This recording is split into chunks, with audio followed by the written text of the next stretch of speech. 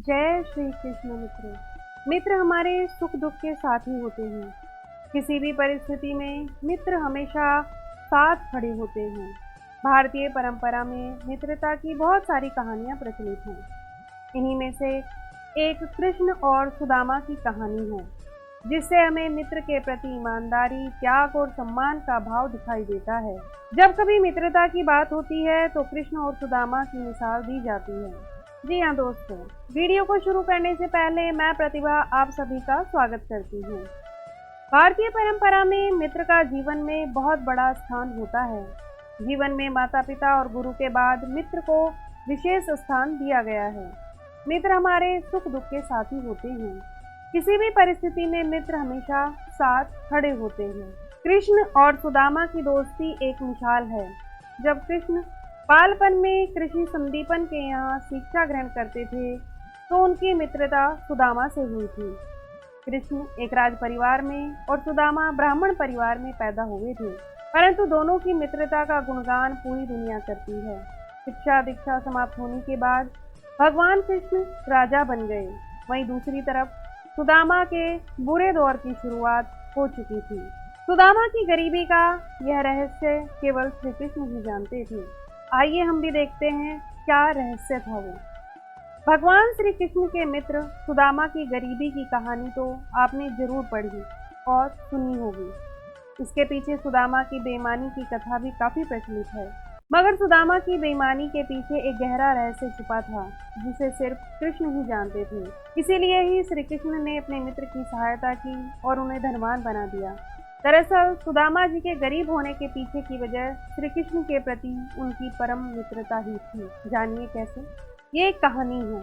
एक गरीब निर्धन ब्राह्मणी प्रभु वासुदेव का नाम जपकर और भिक्षा में मिले अनाज को खाकर अपना जीवन यापन करती थी। एक वक्त ऐसा आया कि उसे 5 दिन तक भिक्षा नहीं मिली। वह रोजाना प्रभु का नाम लेकर पानी पीकर सो जाती थी। छठे दिन उसे दान में कुछ चने मिले। रात में वे चने वह सिरहाने रखकर सो गई कि अगले दिन भगवान का भोग लगाकर वह चने खाएगी।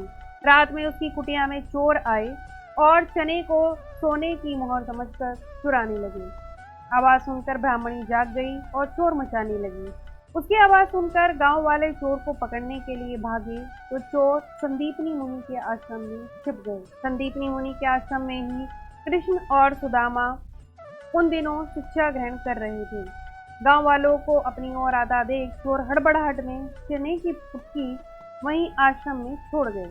अगले दिन गुरु माता को वह चने की पुटकी मिल गई। उधर भूख से व्याकुल ब्राह्मणी को जब पता लगा कि चोर उसके चने चुरा ले गए हैं तो उसने श्राप दिया कि जो भी उन चनों को खाएगा वह दरिद्र हो जाएगा। सुदामा और कृष्ण रोजाना की तरह जंगल से लकड़ी लाने जा रहे थे।